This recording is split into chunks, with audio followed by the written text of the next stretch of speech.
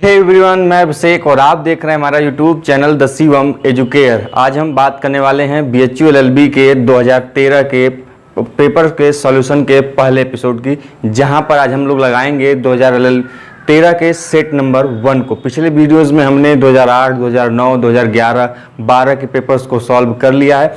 अब इसी क्रम में हम आज बात करेंगे 2013 के पेपर सॉल्यूशन की सेट नंबर 1 की। तो यदि आप चैनल पर नए हो तो चैनल को सब्सक्राइब कर लीजिए और बेल आइकन को प्रेस करिए, इससे आने वाली नोटिफिकेशन सभी आपको समय समय पर मिलती रहे। देखिए, आज का क्वेश्चन शुरू करते हैं। जो क्वेश्चन नंबर फर्स्ट है हमारा, वह क्या कहता है 2013 का? वह कहता है क्या कि भारतीय संसद किस सिद्धांत पर आधारित है? देखिए, भारतीय संसद आधारित है किसमें? बाइकैमरलिज्म, मतलब द्विसदनी व्यवस्था पे, जिसमें एक राज्यसभा है, एक लोकसभा है और राष्ट्रपति तो है, लेकिन ये राष्ट्रपति क्या है? उस संसद का अभिन्न अंग है, ध्यान रखिएगा। इसका ऑप्शन नंबर जो सही होगा, ऑप्शन नंबर 2 बिल्कुल सही होगा। क्वेश्चन नंबर 2 की तरफ चलते हैं। क्वेश्चन नंबर 2 कहता है कि लोकसभा अध्यक्ष किसके द्वारा नियुक्त या फिर निर्वाचित होता है? तो लोकसभा सदस्य होता है किसके द्वारा, लोकसभा अध्यक्ष किसके द्वारा होता है? वह होता है लोकसभा सदस्यों द्वारा, या फिर लोकसभा स्पीकर जो होता है वह मेंबर्स ऑफ लोकसभा उसको क्या करते हैं? इलेक्ट करते हैं या फिर नॉमिनेट करते हैं, अपॉइंट करते हैं। इसको ऑप्शन नंबर सही हो जाएगा, ऑप्शन नंबर 4 सही हो जाएगा, ऑप्शन नंबर 4। अगला क्वेश्चन की तरफ चलते हैं। अगला क्वेश्चन कहता है हमारा क्या कि भारत में लोकहितवाद का प्रणेता किसे माना जाता है?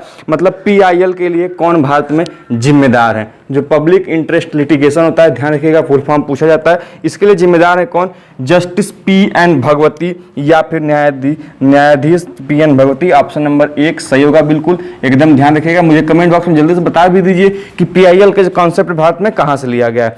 अगला प्रश्न चौथा है कि कौन सी याचिका द्वारा अधीनस्थ न्यायालय के बिना क्षेत्राधिकार के दिए गए निर्णय को निरस्त किया जाता है? किसमें? तो निरस्त किसमें किया जाता है? उत्प्रेषण में या सर्टिफिकेट में क्या किया जाता है? निरस्त किया जाता है। ऑप्शन नंबर 4 का 4 सही लगा लीजिए, बिल्कुल सही होगा। क्वेश्चन नंबर 5वें की तरफ चलते हैं। देखिए, 5 प्रकार की रिट जारी की जा सकती है उच्चतम एवं उच्च न्यायालय द्वारा, उच्चतम न्यायालय द्वारा 32 और उच्च न्यायालय द्वारा 226 आर्टिकल के तहत। अगला हमारा प्रश्न है कि सर्वोच्च न्यायालय में संवैधानिक पीठ गठित करने के लिए न्यूनतम कितने न्यायाधीशों की बेंच एक साथ बैठती है? मतलब एक बेंच में न्यूनतम न्यायाधीशों की संख्या पूछी। पिछले पेपर में आपने देखा होगा क्वेश्चन ये रिपीट किया हुआ है, तो 5 न्यूनतम संख्या होनी चाहिए। एक न्यूनतम बेंच में जजों की संख्या कितनी होनी चाहिए? 5। ऑप्शन नंबर 2 इसका सही होगा। क्वेश्चन नंबर 6 की तरफ चलते हैं। 6 कहता है कि उच्च न्यायालय के न्यायाधीशों की सेवानिवृत्ति आयु, ये भी रिपीटेड है, 62 वर्ष होती है। कितनी? 62 वर्ष होती है। ऑप्शन नंबर 1 सही लगा लीजिएगा। क्वेश्चन नंबर 7 की तरफ चलते हैं। देखिए, उच्चतम न्यायालय जो है उसमें 65 वर्ष और हाई कोर्ट में कितनी होती है? 62 वर्ष होती है। अगला हमारा प्रश्न है कि किस वाद में सर्वोच्च न्यायालय ने यह अभिनिर्धारित किया कि संसद को मूल अधिकारों में संशोधन करने की शक्ति नहीं है? तो ऑप्शन नंबर जो 4 इस प्रश्न का, AK गोपालन वाद में संसद ने यह कहा था कि संसद को मूल अधिकारों में, संविधान में संशोधन करने का अधिकार नहीं, किसमें? मूल अधिकारों में। और बात की गई थी, बताइए हमें कि केशवानंदी भारती में क्या बात की गई थी? हमें कमेंट बॉक्स में ये बताइए। 8वां प्रश्न है हमारा आज का कि पारिवारिक न्यायालय का अधिनियम किस वर्ष पारित किया गया? तो पारिवारिक का नियम 1984 में पारित किया गया था। कब? 1984 में। तो ऑप्शन नंबर जिसका सही होगा, ऑप्शन नंबर 2 सही लगा लीजिएगा, बिल्कुल सही होगा। ध्यान दीजिए, न्यायालय से जितने संबंधित है, लोक न्यायालय, ई न्यायालय, क्या कहते हैं, ग्रीन बेंच, उसका जितने भी मोबाइल कोर्ट, ये जितने कॉन्सेप्ट सभी चीजें पढ़ के जाइएगा एग्जाम में, जिससे आपके प्रश्न आने की संभावना बहुत ज्यादा होती है। अगला हमारा प्रश्न है 9वां कि मुस्लिम धार्मिक प्रतिष्ठानों को क्या कहा जाता है, क्या माना जाता है? तो वो जाने जाते हैं एज नोन एज वक्फ। क्या जानते हैं? वक्फ। तो ऑप्शन नंबर जो 4 होगा सही होगा। क्वेश्चन नंबर 10 की तरफ चलते हैं। 10वां के अधीनस्थ न्यायालय द्वारा पारित मृत्यु दंड, मैंने हायरार्की ऑफ कोर्ट और पनिशमेंट, जो कंपेनिंग ऑफ पनिशमेंट होता है, उसके लिए स्पेशल वीडियो बनाया था। यदि आप देखे होंगे इस वीडियो को तो इस क्वेश्चन को आराम से कर ले जाएंगे। तो मैंने वहां बताया था कि अधीनस्थ न्यायालय के द्वारा दिया गया जो मृत्यु दंड होता है वह पुष्टि के लिए कहाँ जाएगा? हायर कोर्ट में जाएगा, मतलब उच्च न्यायालय में जाएगा, हाई कोर्ट में जाएगा। वहां से जब उसको पुष्टि हो जाएगी, अप्रूवल मिल जाएगा, तब वह कंफर्म डेथ दे सकता है। तो इसका ऑप्शन नंबर 1 सही होगा, बिल्कुल। क्वेश्चन नंबर 11 की तरफ चलते हैं। 11 क्या कहता है? ध्यान दीजिए, 11 कहता है हमारा कि भारत में निम्न में से कौन सा कानून का स्रोत नहीं है? तो वह जो है पब्लिक ओपिनियन या फिर बोल रहे हैं उसको लोक मान्यता भारत में क्या है कि सोर्स नहीं है लॉ का हमारे। तो क्वेश्चन नंबर 11 का ऑप्शन नंबर 2 सही होगा। क्वेश्चन नंबर 12 की तरफ चलते हैं। 12 क्वेश्चन कहता है कि किस अधिनियम में विभिन्न वादों के दायर करने के लिए समय अवधि दी गई है। तो यदि आपने पढ़ा होगा परिसीमन एक्ट मतलब लिमिटेशन एक्ट, तो उसमें बताया गया है कि किसी भी केस को या सूट को फाइल करने के लिए कितनी टाइम लिमिटेशन दी गई है, वह कहाँ दी गई है, वह दी गई है लिमिटेशन एक्ट या फिर परिसीमा अधिनियम। इसका ऑप्शन नंबर 2 सही होगा। क्वेश्चन नंबर 13 की तरफ चलते हैं। 13 कहता है कि न्यायालय की अवमानना मतलब कंटेम्प्ट ऑफ कोर्ट के लिए कितना पनिशमेंट आपको दे सकती है कोर्ट, अपने कंटेम्प्ट ऑफ कोर्ट या फिर कोर्ट की अवमानना के लिए। तो वह दे सकते हैं अधिकतम कितने के लिए, 6 महीनों के लिए। कितने के लिए, 6 महीनों के लिए। तो ऑप्शन नंबर 3 इसका सही होगा बिल्कुल। क्वेश्चन नंबर 14 की तरफ चलते हैं। 14 क्वेश्चन कहता है क्या कि युद्ध बंदियों से संबंधित विधि का संहिताकरण किया गया, मतलब the law relating to the prisoners of war has been codified in what, Geneva convention. कहाँ पर किया गया है, जिनेवा। यदि प्रिजनर्स की बात आए, वहां पर लॉ कोडिंग की बात आए, तो आप क्या टिक मारेंगे, जिनेवा कन्वेंशन मारेंगे। ऑप्शन नंबर 14 का क्या सही हो जाएगा, ऑप्शन नंबर 2। क्वेश्चन नंबर 15 तक देखिए, हम चीज़ों के समय उतना डिटेल में नहीं समझा सकते क्योंकि आपका एग्जाम बहुत नज़दीक है, इसलिए जितनी जल्दी चीज़ें हो सकती हैं उनके आपको बता दें कि सभी चीज़ें सही जा रही हैं। अगला हमारा प्रश्न है 15वां कि भारतीय संविदा अधिनियम किस वर्ष प्रवर्तन में आया। यहाँ पर बात किया the Indian contract act was enacted in the year of 1872। कब आया था, 1872। ऑप्शन नंबर 2 सही होगा। क्वेश्चन नंबर 16 की तरफ चलते हैं। क्वेश्चन नंबर 16 क्या कहता है कि लोक अवकाश अर्थात public holidays are declared under, लोक अवकाश जो दिया जाता है वह किसके अंतर्गत दिया जाता है। तो इसका option number 1 negotiable instrument act 1881 या फिर हिंदी में बोले पराक्रम लिखित अधिनियम 1881 के अधीन। तो ऑप्शन नंबर 1 इसका सही होगा। क्वेश्चन नंबर 17 की तरफ चलते हैं। 17 क्वेश्चन कहता है कि मानहानि एक व्यक्ति के किस अधिकार का हनन करती है, या डिफर्मेशन कौन सा मौलिक अधिकार या फिर जो उसके अधिकार है उसको वह क्या करता है, इन्फ्रिंक्स करता है। तो वह ऑप्शन नंबर जो सही होगा वह रेपुटेशन को खराब करता है। मानहानि में किसकी बदनामी होती है, रेपुटेशन की। ऑप्शन नंबर 1 सही होगा। क्वेश्चन नंबर 18 की तरफ चलते हैं। 18 क्वेश्चन कहता है कि क्या एक महिला को जारता के अपराध के लिए दोषी ठहराया जा सकता है। एडल्ट्री के लिए क्या महिला हो सकती है, नहीं। मैं बताया था एडल्ट्री के लिए केवल कौन मेन रिस्पॉन्सिबल होता है, और जो एडल्ट्री होती है उसमें अब यह ऑफेंस नहीं रहा, और एडल्ट्री मैंने रेप के ऊपर वीडियो बना रखा है, यदि आप चाहें तो उसे वहाँ पे देखकर आसानी से चीज़ों को समझ सकते हैं। तो ऑप्शन नंबर सही होगा इसका ऑप्शन नंबर 2 बिल्कुल सही होगा कि उसे नहीं बनाया जा सकता। देखिए सभी चीज़ें आपको चैनल के माध्यम से पढ़ा दी गई हैं। यदि आप चैनल के वीडियो सेक्शन में जाएंगे तो वहाँ पर आपको एबेटमेंट से लेकर आईपीसी सेक्शन से लेकर सीआरपीसी से लेकर रेप, एबेडक्शन, थेफ्ट, एक्सटॉर्शन सभी चीज़ों को आसानी से वहाँ समझा दिया गया। तो जाइए एक बार चैनल को विजिट करिए, सभी चीज़ों को समझने का प्रयास करिए। बहुत ही सिंपल लैंग्वेज में आसानी से विथ एग्जाम्पल के माध्यम से हर चीज़ों को आपको समझाया गया है, तो कोई दिक्कत नहीं होगी। एक बार जरूर जाइए, विजिट करिए, पसंद आए तभी वीडियो को लाइक करिए, चैनल को सब्सक्राइब करिए। अगला हमारा प्रश्न है 20वां और 19वां। वह क्या कहता है कि अधिकार और कर्तव्य क्या है, मतलब राइट्स एंड ड्यूटीज आर क्या है, ये को रिलेटेड हैं या फिर हम कह लें सहसंबंधित हैं, एक दूसरे के क्या है, सहसंबंधित हैं। ठीक है, इसको हम बोलेंगे ऑप्शन नंबर 1 इसका सही होगा। क्वेश्चन नंबर 20 की तरफ चलते हैं। कौन सा क्वेश्चन नंबर 20 क्या कहता है कि एक पति अपने तलाकशुदा पत्नी के भरण पोषण कब तक करेगा। ये भी रिपीटेड क्वेश्चन है, तो यह कब तक करेगा, जब तक वह पुनर्विवाह नहीं कर लेती। यदि आप कह तो ना, यदि आप पेपर को आसानी से सॉल्व कर लेते हैं तो आपके 30 से 40% क्वेश्चन इसी से रिपीट होंगे, यदि आपने अच्छे से सॉल्व कर लिया है तो ऑप्शन नंबर 4 सही होगा कि यह एक पति अब कब तक जिम्मेदार होता है अपनी पत्नी के भरण पोषण के लिए। वह जिम्मेदार होता है कि जब तक उसकी पत्नी दोबारा विवाह न कर ले। क्वेश्चन नंबर 21 की तरफ चलते हैं। देखिए जो तलाक होता है, तलाक को हम मुस्लिम विवाह में जो अभी ट्रिपल तलाक का मामला हटा उसमें कौन सा तलाक का प्रकार था, हमें कमेंट बॉक्स में थोड़ा बताइए। तो अगला हमारा ऑप्शन है 21वां क्वेश्चन है कि भारत में अधिवक्ताओं के 2 वर्ग हैं। पहला मतलब कौन कौन से एडवोकेट के जो 2 वर्ग हैं, वह है क्या, एडवोकेट और सीनियर एडवोकेट, या फिर ऑप्शन नंबर 1 करेंगे अधिवक्ता और ज्येष्ठ अधिवक्ता। कुछ लोग इसमें आसानी से हम जानते हैं टिक लगाएंगे बैरिस्टर और सॉलिसिटर, यह नहीं है भैया, ध्यान से हर चीज़ों को समझ लीजिएगा। नहीं समझ में आएगा तो नेट का भी मदद दे सकते हैं। ऑप्शन नंबर जो 1 है वो बिल्कुल सही होगा। ऑप्शन नंबर 1 अधिवक्ता और ज्येष्ठ अधिवक्ता। और क्वेश्चन नंबर 22 की तरफ चलते हैं। 22वां प्रश्न कहता है हमारा कि क्या 7 वर्ष से कम आयु का बच्चा गिरफ्तार किया जा सकता है। बिल्कुल नहीं। 7 वर्ष बोलते हैं, इसके लिए टर्म है डॉली इन कैपेक्स, और उसको गिरफ्तार नहीं किया सकता, इसलिए ऑप्शन नंबर 2 का उसका सही होगा। क्वेश्चन नंबर 23 की तरफ चलते हैं। 23वां प्रश्न कहता है कि विधि एक संस्कृत प्रेयसी है, यह किसने कहा था? इसे कहा था किसने? जोसेफ स्टोरी, मतलब law is a jealousy mistress, इसको ऑप्शन नंबर 3 सही होगा। किसने कहा था? जोसेफ स्टोरी ने। देखिए सभी क्वेश्चन जो हैं आपको बताए जा रहे हैं बहुत ही आसानी से, और सभी क्वेश्चन के संबंधित चीजें जो हैं आपको पढ़ा दी गई है, वीडियो सेक्शन में जाके आप सभी चीजों को आसानी से समझ सकते हैं। क्वेश्चन नंबर 24 क्या कहता है कि कोई भी अपराधी जो अपराध कारित करने में मदद करता है वह कहलाता है। देखिए यदि कोई व्यक्ति आपके साथ काम कर रहा है, क्राइम करने में क्या है? पार्टनर है, पार्टनर इन क्राइम है, उसके लिए बोला जाता है एक्कॉम्प्लिस वर्ड। और कोई आपको बोल के, मतलब कहीं आप दो ही पड़ाका दो उसको, 2 थप्पड़ मारो उसको, तो यह जो बोल रहा है वह क्या कर रहा है? वो एसेसरी कर रहा है, आपके क्राइम को बढ़ा रहा है। लेकिन जब आप साथ में जाए, तुम भी एक थप्पड़ लगा रहे हो, साथ में वो भी जाए 2 थप्पड़ वो भी लगाए, तो वो तुम्हारे साथ क्या? एक्कॉम्प्लिस है। मतलब जब कोई तुम्हारे साथ में फिजिकल रूप में काम करे, क्राइम को कमिट करे, तो वह एक्कॉम्प्लिस होगा। और कोई बाई ओरली, बाई क्या कहते हैं, सिग्नल या कोई ऐसे प्रतीक के द्वारा कहे कि किस तुम्हारे क्राइम को बढ़ाए, तो वह क्या होगा? एक्सेसरी होगा। तो ध्यान रखिएगा। तो यहाँ पर क्या बोल रहा है कि अपराध कायद करने में मदद करता है, वह क्या होता है? सह अपराधी, ऑप्शन नंबर 3 सही होगा। क्वेश्चन नंबर 25 की तरफ चलते हैं। 25वां प्रश्न कहता है क्या कि न्याय निर्णय या फिर एडजुडिकेशन का मतलब क्या होता है? इसका ऑप्शन नंबर 4 सही होगा।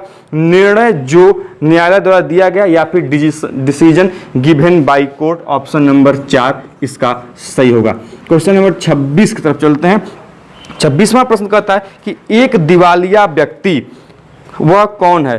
तो एक दिवालिया व्यक्ति के लिए जो टर्म है वह क्या है? Bank corrupt. हिंदी में यदि आप लोग लगाएंगे तो कंफ्यूजन में हो जाएंगे कि शोधन में अक्षम, ये आप लोग कंफ्यूजन में हो जाएंगे। लेकिन an insolvent person is what? वह है बैंक करप्ट या फिर शोधन में अक्षम, ऑप्शन नंबर 4 इसका भी होगा। अगले प्रश्न की तरफ चलते हैं, क्वेश्चन नंबर 27 की तरफ। 27वां प्रश्न कहता है कि आपराधिक मामलों में सबूत का भार किसके ऊपर होता है? आपराधिक मामलों में सबूत का भार किसके पास होता है? प्रोसिक्यूशन या फिर हम बोले अभियोजन के पास, उसका ऑप्शन नंबर 4 सही होगा। क्वेश्चन नंबर 28 की तरफ चलते हैं।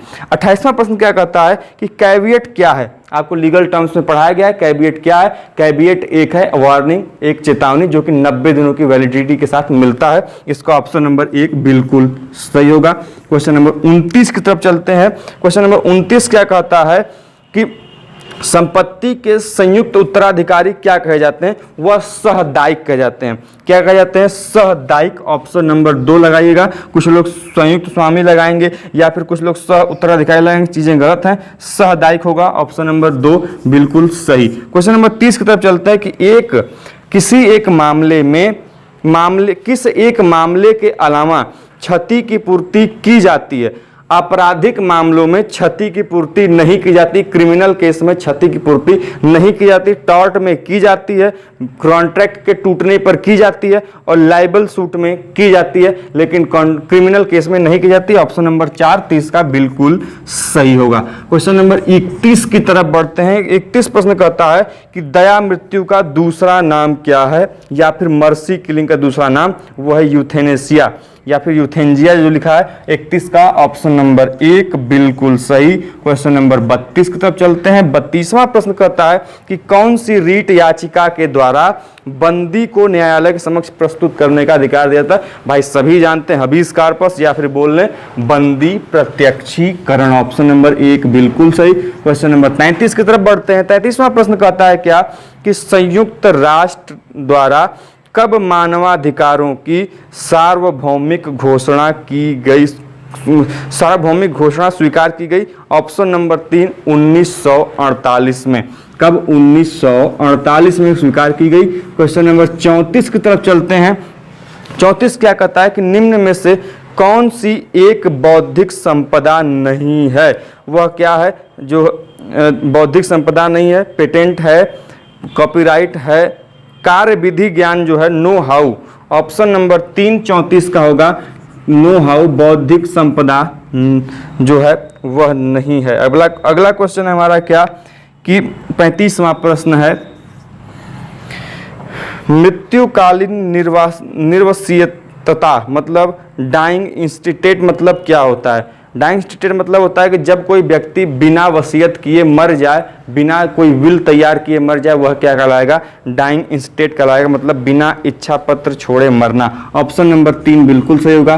क्वेश्चन नंबर 34 की तरफ चलते हैं। 34 प्रश्न कहता है क्या कि ज्यूरिस्प्रूडेंस मतलब क्या होता है, या फिर विधि शास्त्र क्या है? तो विधि शास्त्र क्या है? ऑप्शन नंबर 4 सही होगा कि विधि का दार्शनिक पहलू या फिलॉसफी ऑफ जो है लीगल चीजें होती हैं वो क्या कहलाती हैं? विधि शास्त्र कहलाती हैं। ऑप्शन नंबर जो 4 होगा उसका सही होगा 34 का। 36 प्रश्न होता है ये। क्वेश्चन नंबर 37 तरफ चलते हैं। 37 प्रश्न कहता है कि एक व्यक्ति जो मूल दस्तावेज की प्रतियों की उन्हें प्रमाणिक बनाने के लिए तस्दीक करता है, वह क्या कहलाता है? वह कहलाता है नोटरी पब्लिक। क्या कहलाता है? Notary public. क्वेश्चन नंबर 38 तरफ चलते हैं। 38वां प्रश्न कहता है जैसे तथ्यों के समूह के मामले में निपटारे के लिए पहले न्यायालय द्वारा प्रदत्त पूर्व निर्णय को कहा जाता है, वह प्रेसिडेंट कहलाता है या फिर पूर्व निर्णय कहलाता है। ऑप्शन नंबर 1 बिल्कुल सही होगा। अगले क्वेश्चन में पूछा है क्या 39 में, कि एलएलबी का फुल फॉर्म? तो एलएलबी का फुल फॉर्म सभी जानते हैं, लीगम बैचलर्स, या फिर ऑप्शन नंबर जिसको हम 3 कह लें सही होगा। क्वेश्चन नंबर 40 तरफ चलते हैं। 40वां प्रश्न कहता है कि व्यावसायिक फर्म के नाम और प्रसिद्धि के लिए किस विधिक शब्द का इस्तेमाल किया गया? तो ऑप्शन नंबर 3 गुडविल का। किसका? गुडविल का या ख्याति का इस्तेमाल किया गया। क्वेश्चन नंबर 41 तरफ चलते हैं। 41वां प्रश्न क्या कहता है? 41वां प्रश्न कहता है कि भारतीय संविधान का संरक्षक कौन है? तो भारतीय संविधान का संरक्षक भैया कौन है? सभी लोग जानते हैं, सुप्रीम कोर्ट या फिर सर्वोच्च न्यायालय है। बिल्कुल सही, ऑप्शन नंबर 1। क्वेश्चन नंबर 42 तरफ चलते हैं। 42वां प्रश्न क्या कहता है कि महाधिवक्ता किसके द्वारा नियुक्त होता है? तो महाधिवक्ता को नियुक्त करता है कौन? गवर्नर या फिर राज्यपाल। और ऑप्शन नंबर 4 सही होगा इसका। अब हमें ये बता दीजिए कमेंट बॉक्स में कि अटॉर्नी जनरल को कौन नियुक्त करता है। अगला हमारा क्वेश्चन नंबर 43 है कि ऊबी जस ईबी रेमेडियम का सूत्र पूछा। इसे भी मैंने लीगल टर्म्स एंड मैगजीन में बताया। इसका मतलब होता है क्या कि in law there is remedy for every wrong, मतलब विधि के अंतर्गत प्रत्येक त्रुटि के लिए उपचार है। ऑप्शन नंबर इसका जो 2 होगा वह सही होगा। क्वेश्चन नंबर 44 तक चलते हैं। 44 कहता है कि अंतर्राष्ट्रीय न्यायालय का मुख्यालय कहाँ पर है? ICJ, international court of justice. देखिए 2 चीजें हैं, ICJ, ICC, international court of justice, international criminal court. अंतर्राष्ट्रीय आपराधिक न्यायालय ये अलग है, अंतर्राष्ट्रीय क्या है? ये अंतर्राष्ट्रीय न्यायालय ये अलग है। देखिए ध्यान दीजिएगा, अपराध दो, लेकिन दोनों का जो है मुख्यालय जो है वो कहाँ पर है? हेग है, नीदरलैंड। इसका ऑप्शन 3 सही होगा। ध्यान दीजिएगा, इन चीजों को इंपॉर्टेंट है, याद रखिएगा। क्वेश्चन नंबर 45 का पूछा जाए क्या है कि लोक अदालत एक दूसरे न्यायालयों से भिन्न होते हैं, क्यों? देखिए यदि आपने लोक अदालत की चीजें पढ़ी होंगी तो लोक अदालत में लिखा गया है कि जो लोक अदालत होते हैं इसके निर्णयों को किसी भी विधि के न्यायालय में चुनौती नहीं दी जा सकती। ऑप्शन नंबर इसका 1 सही होगा। क्यों नहीं दे सकती? क्योंकि यहाँ पर फैसला ही होता है दोनों पक्षों को, क्या कहते हैं, दोनों पक्षों के मामले को सुलझा कर, मतलब कि उनके दोनों बीचों की सहमति से फैसला किया जाता है। और इस कोर्ट में फीस नहीं लगती। बातों को ध्यान रखिएगा, यदि आपने पढ़ा होगा तो चीजों को जान रहे होंगे। क्वेश्चन नंबर 46 तरफ चलते हैं। क्वेश्चन नंबर 46 क्या कहता है हमारा? 46 कहता है कि प्रथम स्थायी वैश्विक आपराधिक न्यायालय 2002 में कहाँ स्थापित किया गया था? देखिए आपके लिए यहाँ पर इंपॉर्टेंट टर्म निकल के आ सकता है। 2002 में वैश्विक न्यायालय क्या हुआ था? स्थापित किया गया था। अब पश्चिमी बात की कहाँ पर स्थापित किया गया था? पहला है वो ऑप्शन होगा हेग में। क्वेश्चन नंबर 47 तरफ चलते हैं। 47 कहता है कि न्यायालय में लंबित वादों में अधिकतम संख्या में वाद किससे संबंधित होते हैं? तो अधिकतम संख्या में वाद संबंधित किससे हैं? गवर्नमेंट ऑफ स्टेट से संबंधित है। ऑप्शन नंबर 2 बिल्कुल सही। क्वेश्चन नंबर 48 तरफ चलते हैं। 48वां प्रश्न कहता है कि भारत में किस वर्ष सर्वप्रथम भाषा के आधार पर राज्यों का गठन किया गया? तो भाषा के आधार पर 1956 में किया गया था। 14 राज्यों की स्थापना की गई थी। कितनी? 14 राज्यों की स्थापना की गई थी। तो ऑप्शन नंबर जो इसका सही होगा ऑप्शन नंबर 1 सही होगा। हमें बताइए कि कितने संघ शासित प्रदेशों की स्थापना की गई थी 1956 में? क्वेश्चन नंबर 49 तक चलते हैं। क्वेश्चन नंबर 49 क्या कहता है कि एक बैरल में तेल लगभग कितने समान होता है? एक बैरल में 159 लीटर तेल आता है। कितना? 159 लीटर तेल आता है एक बैरल में। ऑप्शन नंबर 2 बिल्कुल सही होगा। और आज का लास्ट प्रश्न, क्वेश्चन नंबर 50, कि निम्नलिखित में से कौन उस समिति का सदस्य नहीं होता जो केंद्रीय सतर्कता आयुक्त का चयन करती है? तो केंद्रीय सतर्कता आयुक्त का चयन कौन करेगा? राष्ट्रपति करता है और उसका सदस्य नहीं होता। ऑप्शन नंबर इसका 1 टिक लगा लीजिएगा, बिल्कुल सही होगा, भारत का राष्ट्रपति। तो हमने इस वीडियो के माध्यम से 2013 के पार्ट 1 में शुरू के 50 प्रश्नों को सॉल्व कर लिया है। तो बताइए हमें कि वीडियो कैसा लगा। यदि साथी पसंद आया तो वीडियो को लाइक करिए, दोस्तों के साथ जरूर शेयर करिए, क्योंकि इतनी मेहनत की जा रही है आपके साथ, तो आपका भी कुछ फर्ज बनता है। यदि कोई क्वेरी, कोई परेशानी, कोई सजेशन तो कमेंट बॉक्स में बताइए। और मिलते हैं ऐसे इंटरेस्टिंग वीडियो के साथ नेक्स्ट वीडियो में। तब तक के लिए जय हिंद, जय भारत।